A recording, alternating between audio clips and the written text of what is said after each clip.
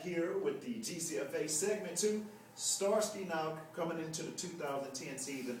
A lot of free agents went on the market here in the GCFA. New teams come in. Firewalkers not in the league this year. You played with the Firewalkers. Tell us about your experience playing over there with Patrick Smith-Dog and the Firewalkers. Well, I mean, with that organization, I mean, it's really, not much I can really say. I mean, it was a year that, it was basically a rebuilding year for me. I mean, me as a player, it was something different, literally, having, my role somewhat diminished. But, at the same time, like I say, it's a situation of me not being a selfish person. Right. So therefore, I can't really say nothing too bad about it. I mean, once again, it was a situation where we had a chance. Right. And mistakes, and it cost us the game. Here with Starky Long, quarterback of the Texas Red Raiders. Starky, going over to the Firewalkers, you were coming from the Wolverines, which you was a quarterback. Over at the Firewalkers now, you was a star receiver over there. Did they tell you prior to coming over that you was going to play receiver, or is just one of the roles you just took to be a team player, as you say? Well, even with that, I mean, once again, it was a situation of,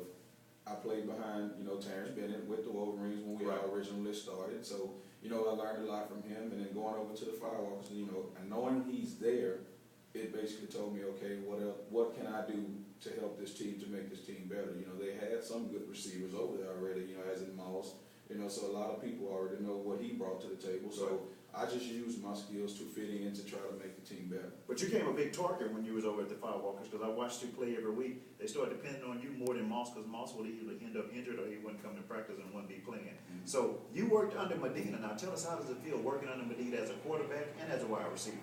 Well, as a quarterback, he's very, knowledgeable of the game. I mean, he's played the position before, so, and he'll never put me in a position to where I'm uncomfortable. He knows my strengths, he knows my weaknesses, so he knows what he'll give me. He knows, that way the decisions that are being made is the right one. Tell us now, you've seen quarterbacks all around the league. In what ways can some of our GCFA quarterbacks improve? I think it's more or less, a lot of them have to step up as far as in the leadership role. I mean, arrogance is something that can kill a team. Right. So, you have a lot of them. I mean, yeah, we've all played the sport. I mean, we know we can play, but you can't let it get to your head. You still have to be humble. Okay. You have to, and that's one thing about it. So that's one of my advice to a lot of them out there. Just have fun. Don't take it too serious, but you have to be a team player. Last year, you sat on the Super Bowl, you was on the sidelines, you watched Brandon Scruggs, you watched Seb the Entertainer, and you also watched the other quarterback, the mayor, on the other side. And what did you take watching him playing in the Super Bowl? I mean, for Brandon, someone who only played quarterback for his second year, how did he look to you out there?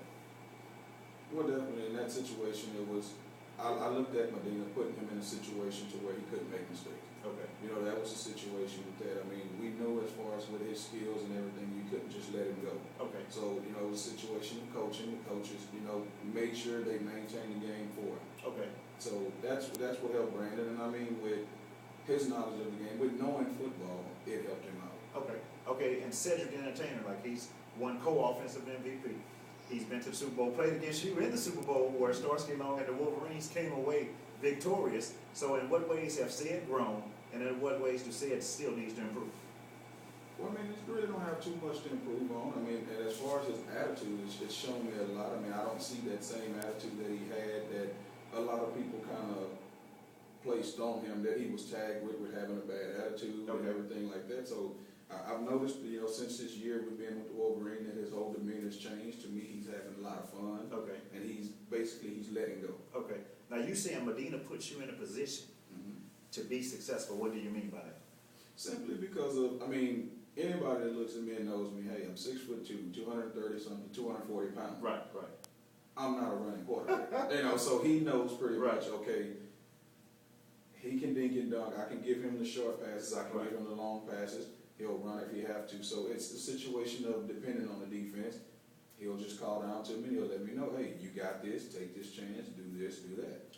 Now, you're a Texas Red Raider. You look at your defense, one of the top defenses in the league. How do you stand back and look from the sidelines? What impressed you about a Red Raider defense? A lot of the guys' aggressiveness. I mean, that's one thing about having a defense with coming from the Wolverines. And I mean, comparing their, the Wolverines defense with the Red Raider defense is the intensity. That's one thing about it. If the defense is not, if they're not intense, it'll be a long day. Okay. That's one thing. You have to be very intense while you're on defense. Talk about Jeff now. Jeff was with the Wolverines before, won a title. Now he's the head coach over at the Red Raiders. What does Jeff help you with week in and week out? I mean, we're constantly either on the phone or we're meeting, we're getting together, you know, go through the playbook, you know, so that way we know what we want to do. That way he can read my mind, I can read his, and you know, that way it makes it easier where he can just give me a look and I can know exactly what he wants to do. Same thing with me, hey, I can give him a look and he knows what I want to do. So we're going to take another commercial break. When we come back, when Starky Long breaks the huddle, what is he looking for? We'll be right back on the GCFA Network Show.